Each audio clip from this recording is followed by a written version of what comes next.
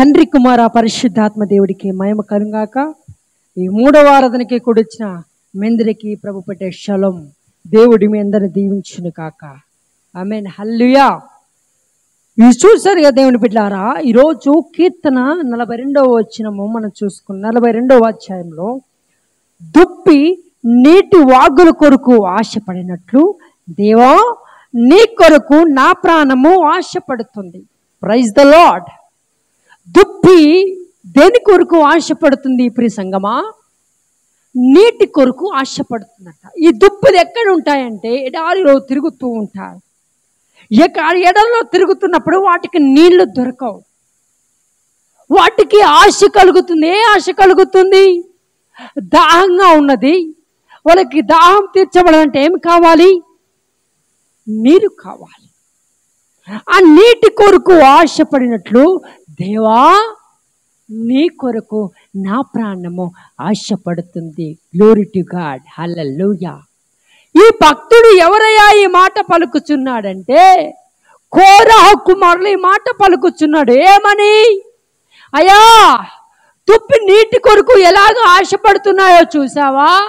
అలాగనే నీ కొరకు నా ప్రాణము ఆశపడుతున్నది.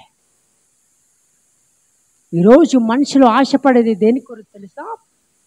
డబ్బు కొరకు, ఆస్తుల కొరకు, అంతస్తుల కొరకు, బంగారం కొరకు, వజ్ర వైడూరాల కొరకు, శరీరాన్ని బలపరుచుకునే కొరకు. కానీ నిజమైన భక్తురాలు, నిజమైన భక్తిపరుడు తన ఆశ క్రీస్తై ఉండును కాక. Praise the lord. Praise the lord. ఈ నిజమైన క్రైస్తవులు ఎవరంటే, క్రైస్తవులను చెప్పుకున్నంత మాత్రాన కాదు క్రీస్తు బిడ్డలం. ఎవరు చేసా? క్రీస్తును తెలుసుకొని ఆయన ఆత్మచేత నింపబడిన వాడే నిజమైన భక్తుడు, భక్తి పరురాలు. వాడు పలుకుతాడు, ఆయన పలుకుతాడు. అయ్యా ఆదివారం వచ్చింది, మా ఆరాధన 10 గంటల కంటే 9:50కే మందిరంలో ఉండాల. అది నిజమైన క్రైస్తవుడి యొక్క ఆశ. అది నిజమైన భక్తి పరులు, భక్తి పరుల యొక్క తపన. ఈ కాలంలో విశ్వాసులు లేదా? నీ అవసరాల కోసం దేవుడు వాడుకుంటావు. నీ అక్కల కోసం దేవుడు కావాలి. ఎందుకు ఇవ్వాలండి దేవుడు? మరే నీకు రోగం వస్తే, రొప్పి వస్తే, నీ కూతురు, నీ కొడుకులో, నీ అల్లులో జైలు పాలై, అప్పులు పాలై ఉంటే అప్పుడు గుర్తుకొస్తుంది. త్వరగా రావాలి నా మందిరానికి, ఏడ్చుకుంటూ వస్తావే. మంచి ఆరోగ్యం ఇచ్చాడు, మంచి బలాన్ని ఇచ్చాడు, తినటానికి ఆహారం ఇచ్చాడు, ఉండటానికి నివాసం ఇచ్చాడు, నీ వ్యాపారాన్ని దీవిస్తున్నాడు, నీ పాలు పంటలు దీవిస్తున్నాడు.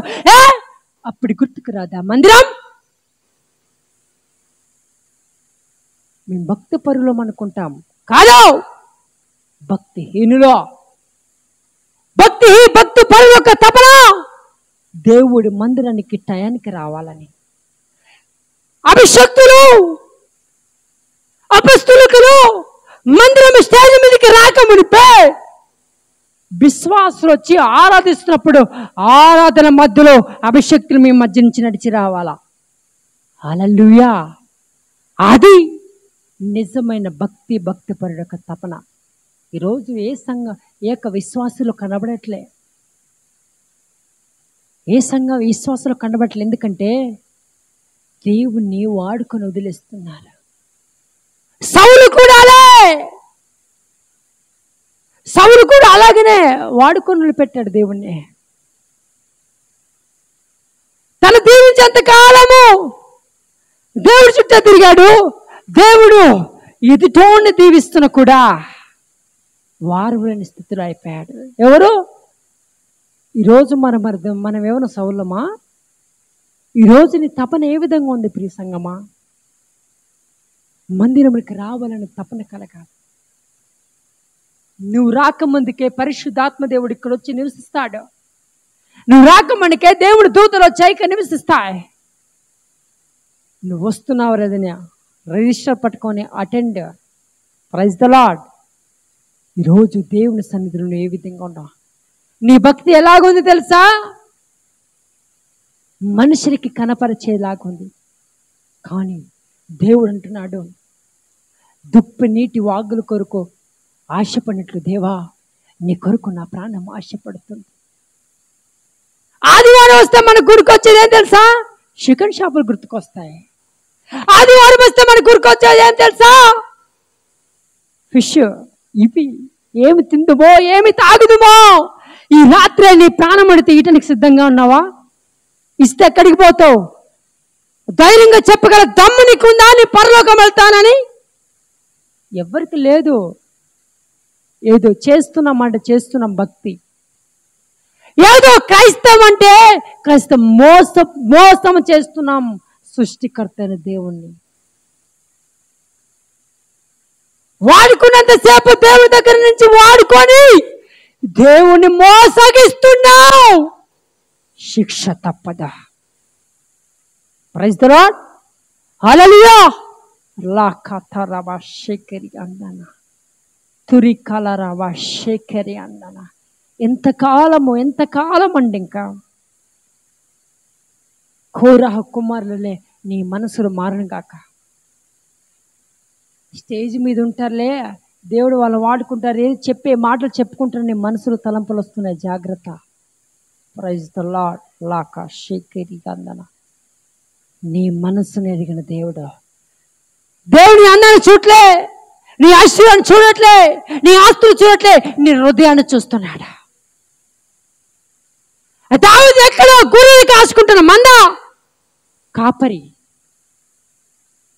దావీదు కలిగిన అన్న తమ్ములు అందరూ వచ్చారు సమూయేలుదిట. ప్రభువా వీళ్ళంట లేదు, నేను కోరుకున్న దేవుడు ఆ గొర్రెల మందలో ఉన్నాడా. హల్లెలూయా. ఎక్కడో దూరాన అడవిలో గొర్రెలు కాసుకుంటున్న వ్యక్తి నా రాజ్యాన్ని ఏలబోతున్నాడా. Praise the lord. ఈరోజు నువ్వు అలాగున్నావా? నీ అందంగా మేక మంచి అంటే డ్రెస్ వేసుకొని దేవుడి సన్నిధికి వస్తే దేవుడు యాక్సెప్ట్ చేస్తారంటావో అనుకుంటున్నావేమో. నీకంటే అడుక్కున్న తినేవాడు ప్రార్థన చేస్తే వాడి ప్రార్థన ఆలకిస్తాడు. ఎందుకంటే ఆడుకునేవాడి హృదయంలో దేవుడి ప్రేమ ఎక్కువ కనబడుతుంది, ఎక్కువ భక్తి కనబడుతుంది, ఎక్కువ తపన కనబడుతుంది, ఎక్కువ ఆతృత కనబడుతుంది. నీలో అది కనబడట్లే కాబట్టి దేవుడు అడుక్కున్న వాడే పెంట కుప్ప నుంచి లేపుకుంటాడా. నువ్వు అవసరం లేదు, నీ స్థానాన్ని వేరేట వాళ్ళకి ఇస్తారు. Praise the lord. ఆ తపన ఆశపడుతుంది అడుక్కున్న వాడికి. ఈరోజు నీకు ఆశ కలుగుతుందా? రెండవది చూడండి దేవుని బిడ్డలారా, నా ప్రాణమా దేవుని కొరకు తృష్టగొనుచున్నది, జీవము గల దేవుని కొరకు తృష్టగొనుచున్నది. నువ్వు దేని కొరకు తృష్టగొనుచున్నావు? వ్యాపారం బాగా జరగాలని తృష్టగొనుచున్నావా? నా పాడి పంటలు ఎక్కువ పండాలని తృష్టగొనుచున్నావా?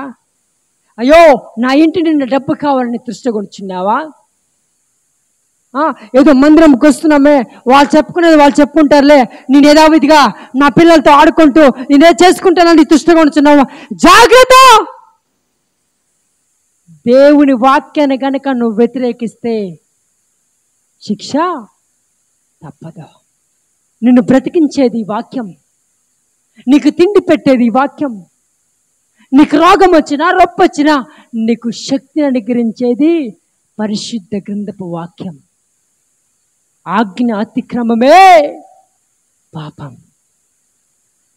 ఈరోజు కొంతమంది ఎట్లుంటారు తెలుసా? మందిరంకి వచ్చి కూడా దైవ శక్తులు, దైవ అభిషక్తులు వాక్యాన్ని బోధిస్తున్నా సెల్ ఫోన్లో ఆటాడుకుంటారు.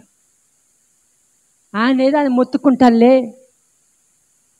మరి బాప్తిసము పొందుకున్నావు, రక్షణ పొందుకున్నావు, ఏమైపోతుంది? బలవంతం రక్షణ పొందుకోమంటే పొందుకున్నా, బాప్తిసం తీసుకోమంటే తీసుకున్నా, లెక్క ఒప్ప చెప్పవలసి ఉన్నది. హల్లెలూయా, హల్లెలూయా. లెక్క ఒప్ప చెప్పవలసి ఉన్నది. ఒక పక్క ఇక్కడ స్టేజ్ మీద పరిశుద్ధ ఆత్మ చేత నింపబడి దేవసేవకులు వాక్యం బోధిస్తే పిల్లలతో ఆటాడుకుంటూ ఏమమ్మా మన భక్తి. హల్లెలూయా. కాబట్టి గుర్తుపెట్టుకోండి సంగమా, తపన పడాలి. నా ప్రేమ గల యేసయ్య ఎంత ప్రేమకుడు తెలుసా. నువ్వు స్తుతించకపోయినా నా బిడ్డలే కదా, నేను పెంచిన బిడ్డలే కదా అని ఆయన ప్రేమిస్తూ ఉంటాడు. మనమంటే ఆ యేసయ్యకి ఇష్టం. కాబట్టి ఒక్కసారి ఈ సమయంలో ప్రభునితో మాట్లాడుచున్నాడు. నువ్వు ప్రేమ స్వరూపి కనుక ఖచ్చితంగా నీ ప్రాణము ప్రభు కొరకు ఆశపడాలి. ఖచ్చితంగా నీ ప్రాణము ప్రభు కొరకు దృష్టి కొనాలి. అటు రీతిగా ప్రభు మన మధ్య జరిగించేట్టు ఈ వాక్యంతో చిన్న ప్రార్థన చేసుకున్నాం.